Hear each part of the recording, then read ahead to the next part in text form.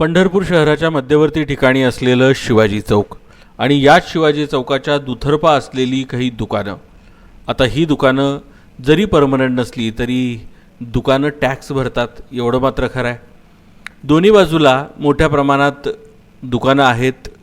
काही बॅग्सची आहेत, काही ज्वेलरीजची आहेत, काही इमिटेशन ज्वेलरीजची आहेत, काही फोटोग्राफर्स आहेत, काही इतर आणखीन काही दुकानं आहेत.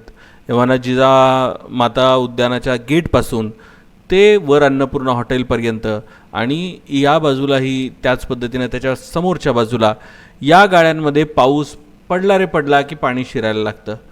आता हे जे आहेत ओपन टाईप गाळे आहेत आणि या गाळ्यांमध्ये अनेक व्यापारी आपला व्यापार करतात. पण पावसाळा आला की या व्यापाऱ्यांच्या काळजात धस्स होतं, कारण स्टेशन रोडचं आलेलं अख्खं पाणी यांच्या या दुकानांमध्ये शिरतं आणि मग यांना बिझनेस करण्याऐवजी, दुकानदारी करण्याऐवजी आपल्या गाळ्यात घुसलेलं पाणी काढत बसावं लागतं. हा दरवर्षीचा अनुभव आहे. यासाठी वेळोवेळी नगरपालिकेला निवेदनं दिलेली आहेत, पुढाऱ्यांना यावेळी निवेदनं दिलेली आहेत, सांगितलेलं आहे, पण काम काही होताना दिसत नाही. आमचे प्रतिनिधी आज स्पॉटवर पोहोचले. बघा नेमकं काय झालं. मी नजीर पटवेगरी या ठिकाणी स्टेशन रोडला पाणी जे साचतंय ते पाक प्रशांत लॉजच्या अलीकडपासून पाणी ह्या इथेपर्यंत येतंय आणि पूर्ण रस्ता ब्लॉक होतोय. दुसरी महत्वाची गोष्ट म्हणजे वेळोवेळी नगरपालिकेत सांगून सूचना करून काही नगरपालिकेचे कर्मचारी नुसते येतात आणि लालूच करून निघून जातात, पण पाण्यात निचारा काय केलेला नाही.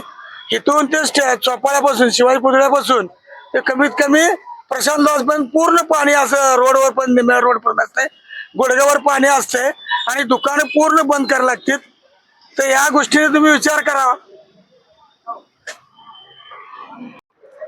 मी दीपक चिटे, इथला रहिवासी पंढरपूरचा. स्टेशन रोडला माझं दुकान आहे खेळण्याचं आणि इथं पावसाचं पाणी एवढं साठतंय. इथले चेंबर जे 3 आहेत ती एकच राहिलेलं आहे चेंबर, तेवढं एकच त्याच्यावर लोड आलेला आहे पाण्याचा, त्याच्यामुळे दुकानात आत पाणी शिरालेलं आहे.